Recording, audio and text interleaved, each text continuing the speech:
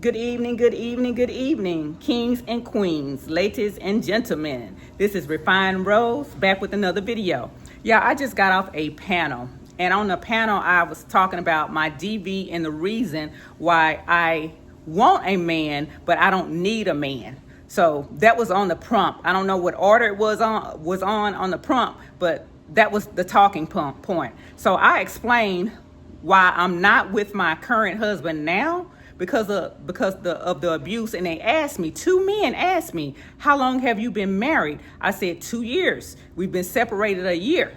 And they said the math isn't mapping. Some people are just committed to misunderstanding us, to downplay our situation, because they don't want to be known as the aggressor, the men being the aggressor and unaliving us every 10 minutes. They didn't hear that I was abused and I'm in hiding. The next question was, well, if you're in hiding, why do you have a TikTok and a YouTube video if you're in hiding? Where my location isn't in TikTok, my location isn't in YouTube, and I don't state where my hiding spot is or my safe haven spot is. Just like you won't know where a woman's battered shelter is located, that doesn't mean you can't get on YouTube and TikTok and try to help other people. Their next statement was, oh, you're just trying to make money off of this.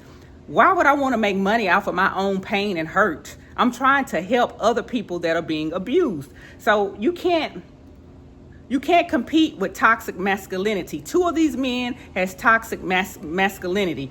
So I just shut up. I just muted my mic on that panel. Y'all keep telling y'all story. Men like these try to poke holes in our story, try to say something isn't true or the math isn't mapping when it's mapping. They say, well, hold up, your math isn't adding up. You say you've been separated for a year and you've been married for 2 years. Yes, the math is mapping if you have a brain to do critical thinking, to realize that we stayed in the same household for 12 months and we've been separated for 12 months, which means we've been married for 24 months, which means we've been married for 2 years. So y'all don't explain yourself to that. Victims, domestic violence victims, don't explain yourself to aggressive men like I did on this panel, because they're committed to misunderstanding us and trying to poke holes in our situation as victims to say, aha, this is our aha moment. You're lying, so you must not be a victim. Be careful of toxic masculinity. It's out there. These toxic men will stick together and they will add add insult to injury by attacking us just as our abuser did. They always look to poke holes. They don't listen critically. They listen to further injure that woman or that man. And like I say, it's normally a man that unalives us, a female, every 10 minutes. So watch out for controlling behavior and aggressive people on these panels that you go on. Don't let them stop you from telling your story.